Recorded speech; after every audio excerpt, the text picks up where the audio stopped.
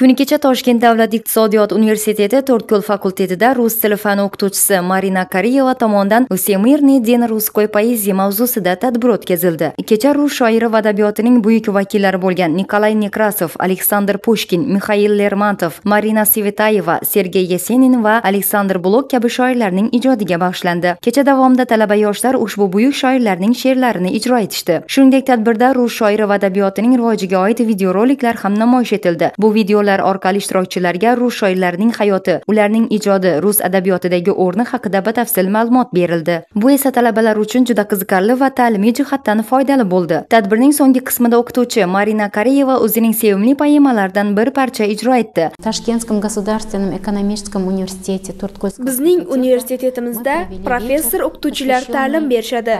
To'rtko'l fakultetida rus yozuvchilari haqida kecha o'tkazdik. Bizning o'quvchilar bu kechada rus yozuvchi va shoirlarning she'rlarini chiroyli tarzda o'qib berdilar. Bizning maqsadimiz o'quvchilarni bo'sh vaqtlarini mazmunli o'tkazish hamda rus tili va boshqa fanlardan tadbirlarda faol ishtirokini ta'minlashdir.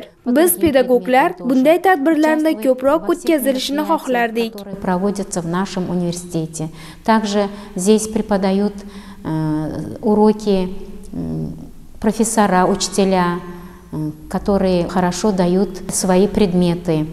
И также побольше проводить мероприятий, посвященные русским поэтам и писателям. Tadbir nafaqat she'riyatni sevish, balki talabalarga madaniyatlararo muloqotning muhimligini anglashga ham yordam berdi. Bu kecha orqali talabalarga rus she'riyati va uning xalqaro madaniy merosidagi o'rni haqida chuqurroq tasavvur berish, rus tilini o'rganishning ahamiyatini ko'rsatish va she'riyatni sevish maqsad qilindi.